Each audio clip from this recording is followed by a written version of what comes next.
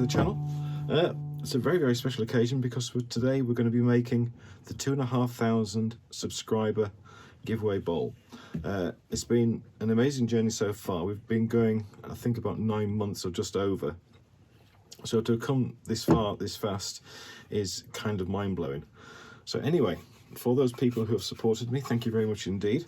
We'll get started. Today we're going to do an oak bowl. We're going to ebonize it on the outside, and we're going to do my favourite thing in the world, which is inlaying with pewter. So I've got some nice fresh pewter here, but first of all we need to get the outside sorted. We're going to mount it with a worm screw. We may use tailstock, we'll see how well it sits, because we've got a little bit of a bow in this bowl, not too bad. So we'll see how it sits and then we'll decide if we're going to need some extra support.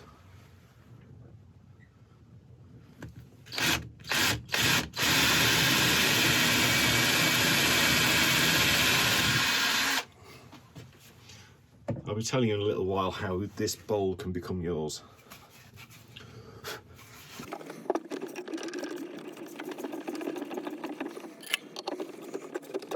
Okay, I think I'm just going to use tail support right at the very start, just to make sure this sits correctly and does as it's told.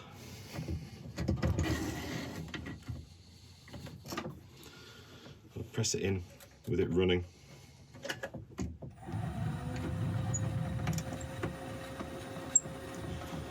Guaranteed to find the center. Okay, right, I'll get sharpened up and we shall begin. Okay, we're all ready, we've sharpened up. Let's put the face shield on and we'll get started.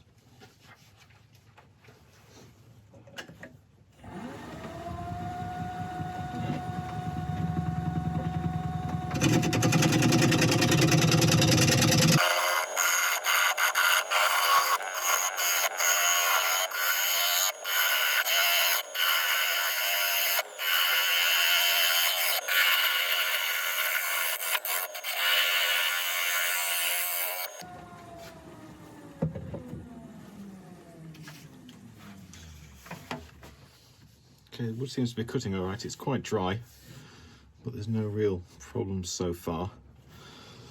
With this being an inlay in the top, I need to make sure we've got a little bit of depth to be able to cut in and still have the inlay fairly near to the edge. So it's going to come down a little bit and then in a little bit further, probably to about there, before we put the recess in.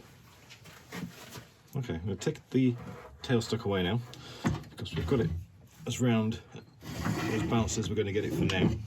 Just sharpened up again, so I'll just start a few more of these cuts around here to get this curve we want.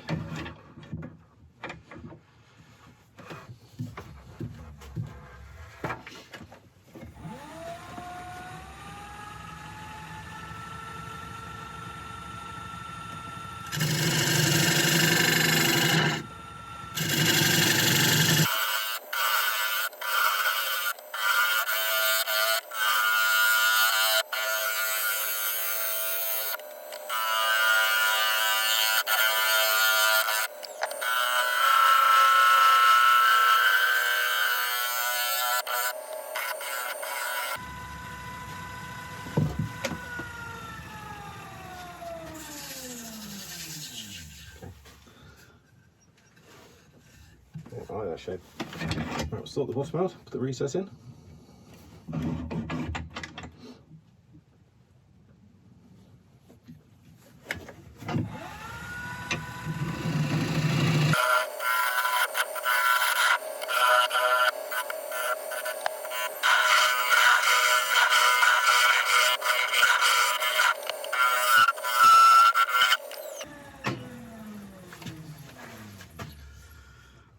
Okay, I've gone for a slightly deeper recess than I would normally do, because this is going to have a lot of weight on the outside of the rim when I put the recess in and the pewter in.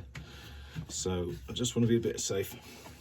Right, I think we can start sanding. As ever, I'll let you watch the start, but then I'll let you go and do something else while I finish it off.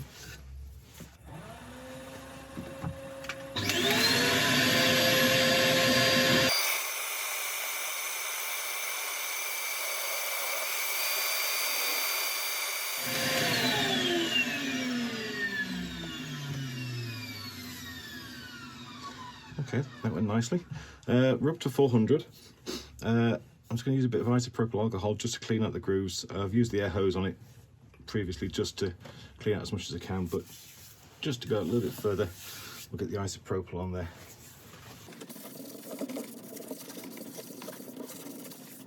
Pretty good. Right, just let that evaporate off before we get to the next stage. Okay, that's dry. Now the next stage is we're going to ebonize the oak. Because the oak has a high amount of tannins in the wood, if we apply a special fluid, it'll react with those tannins and make it go dark.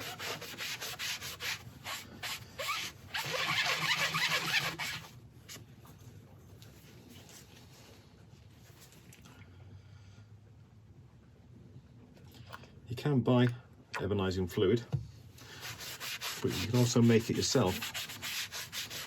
There's quite a few different ways of making it. This particular one is a mix of white wine vinegar with some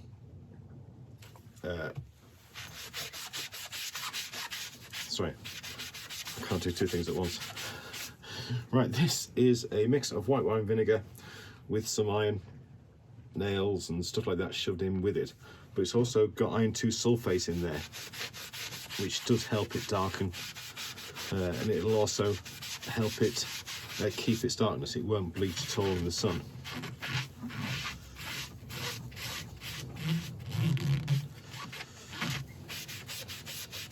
It's best to push this on with a sponge.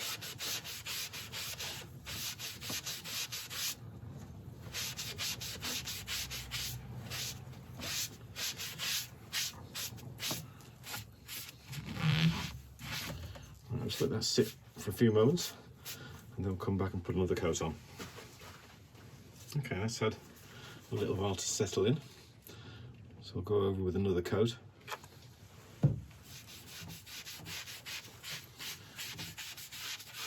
You'll find that some oaks will go blacker than others.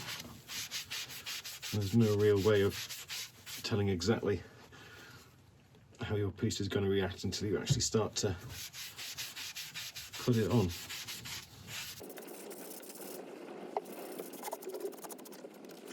Okay, we'll let that sit again and come back. Okay, that's had a good hour or so to dry. I'm just going to put a sealer on here and then we'll denib it and then go on with a Yorkshire grit just to give it a nice smooth surface.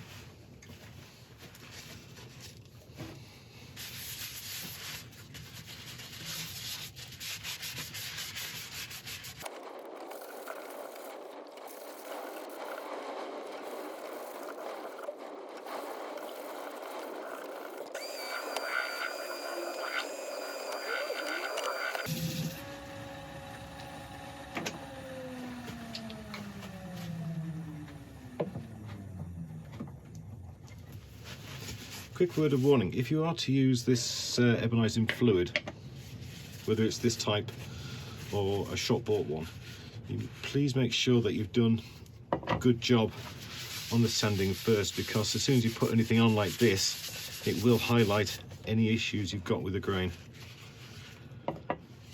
It's caught me out before a couple of times.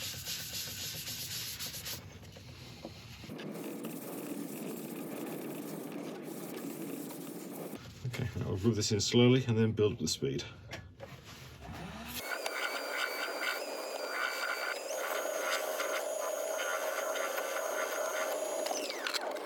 Now we'll clean up any remaining Yorkshire grit with a bit of isopropyl.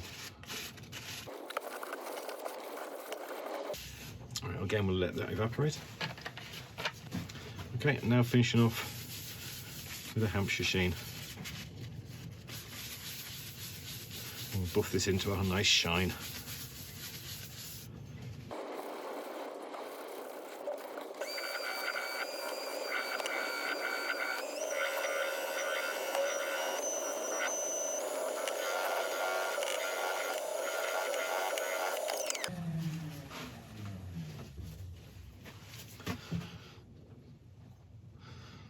Well, that worked beautifully. That is so smooth. Right, let's get this turned around. Okay, first step is to level off this top, and then we'll start going in. For the inlay, we're going to need a reasonable area. We'll mark it out in a second, but I'm thinking kind of between that area there is where we want to be.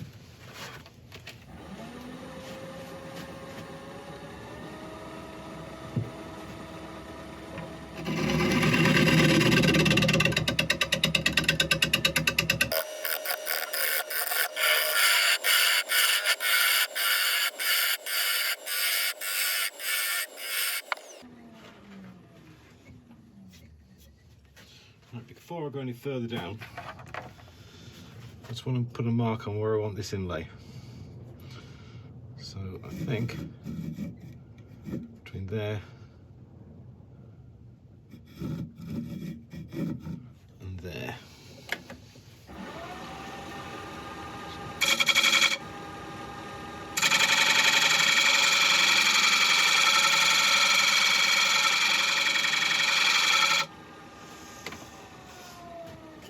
That's where it needs to be.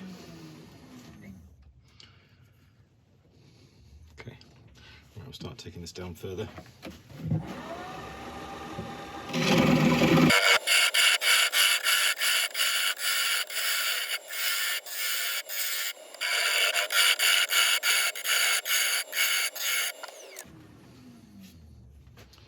Right, we can take the tailstock away and start taking this down.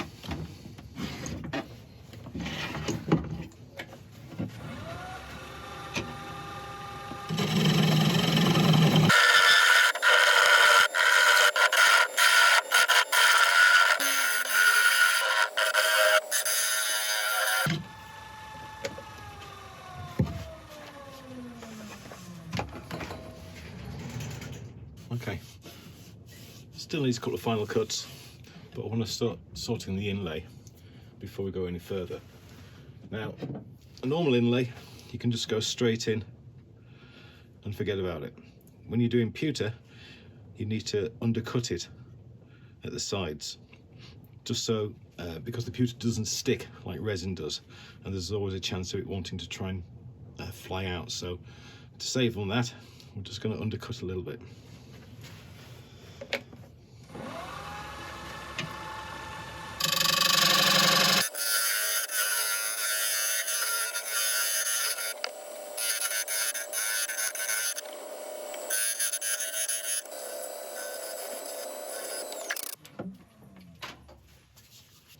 Right, I'm going to set up for pouring this pewter. Before I do that, I'm going to tidy up and get away all of these shavings, because I don't want these laying around with red hot metal on the go. Okay, we're just about set up. The idea behind this is I melt the pewter in this ladle from the top and from the bottom.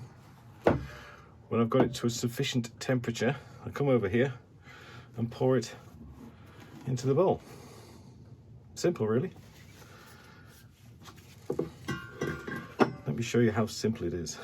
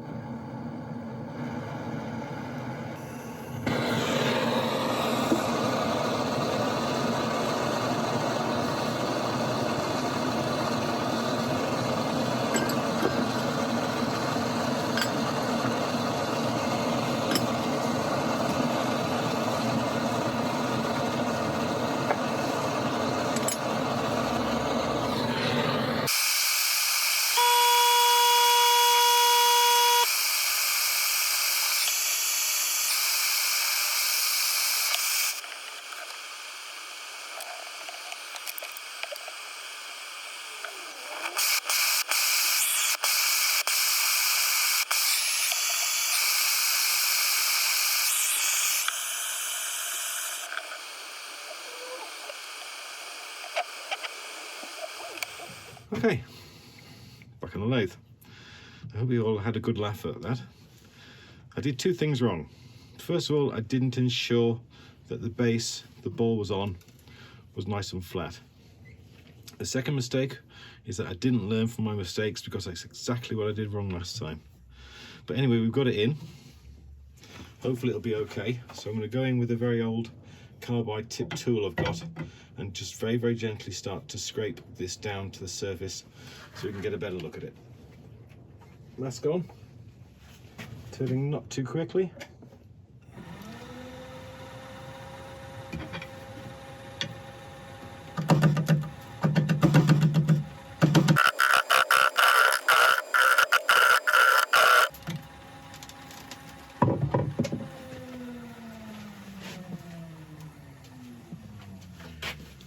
Put the glove on the left hand for obvious reasons.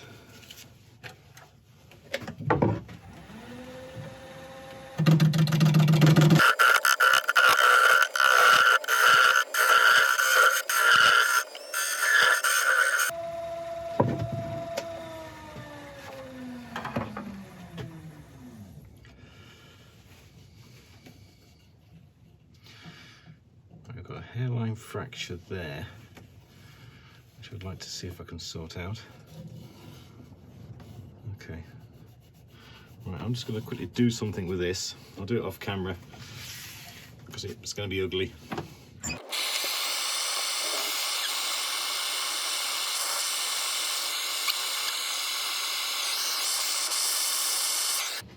Okay. Right. Okay. Once more, back on the lathe. I just heated the back of a spoon and melted a little bit more pewter to do that little nick there. So hopefully I can get it finished. Right, I'm going to just take this down again very, very slowly, very, very light cuts to see if it's worked.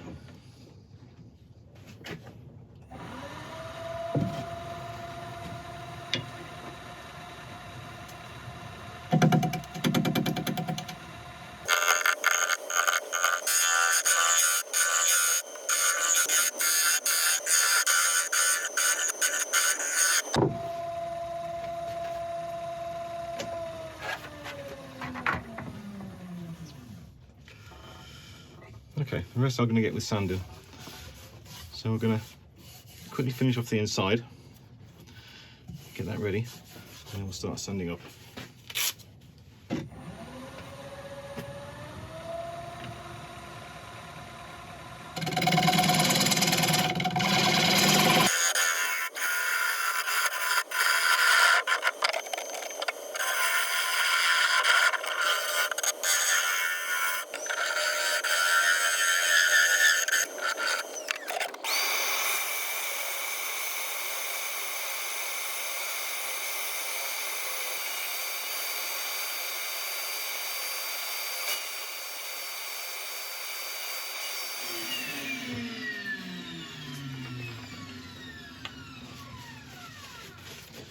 Okay, this side's looking good.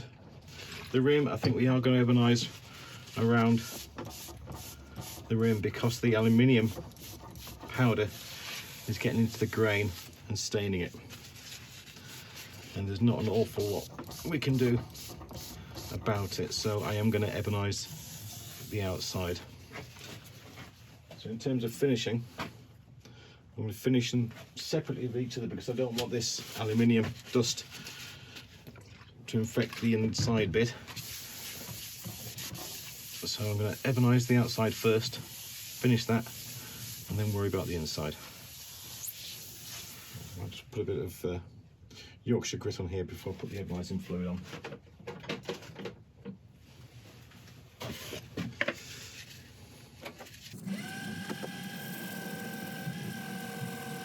Did I say aluminium? I meant pewter.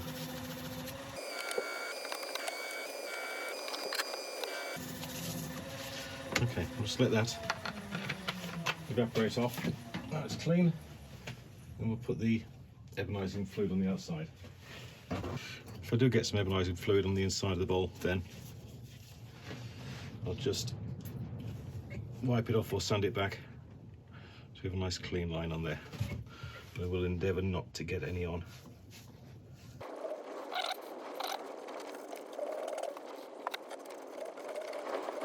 That's really looking quite nice. I'm glad I did it now. What we call a happy accident.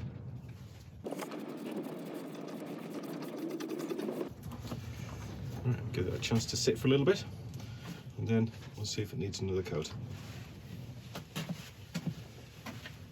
Okay, that's dried off. We are going to have to sort out the inside, but that isn't going to be a problem. I'm just going to seal the rim.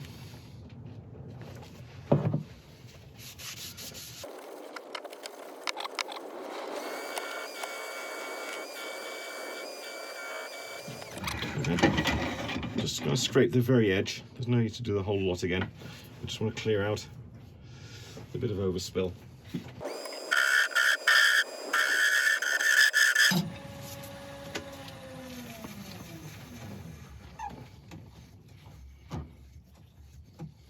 That's better. Right, I'm just going to go in there with a bit of light sandpaper just to touch those bits up.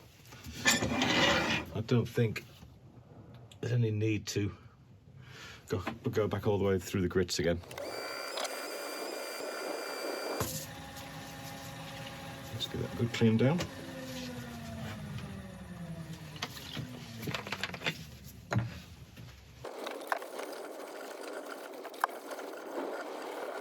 Right, when that evaporates, we can seal it, then go with the Yorkshire grit, and then with the Hampshire sheen. Why do they have to name after counties? I keep getting them mixed up.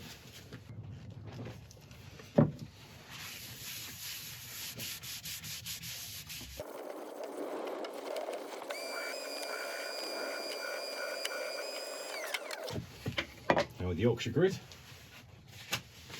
it's not Hampshire grit, it's Yorkshire grit.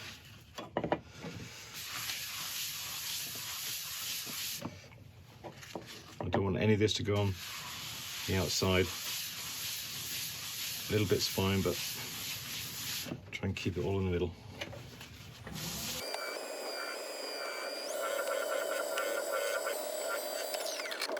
Cleaning off with isopropyl again.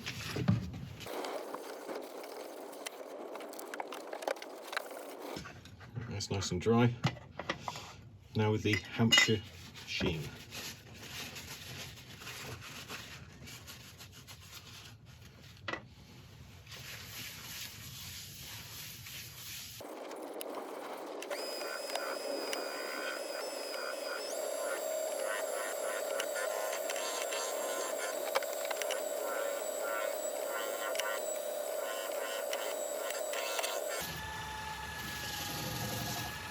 Right, let's take a look at what we've done.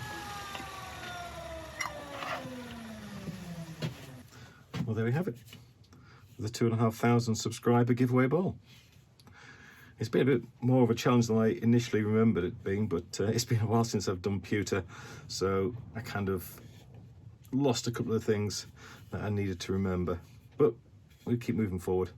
I must remind myself to re-watch videos if I'm intending to do something similar in the future. So anyway, if you want this bowl, all you have to do is be subscribed to the channel and have left a comment in one of the videos we released since hitting 1,000 subscribers back in September.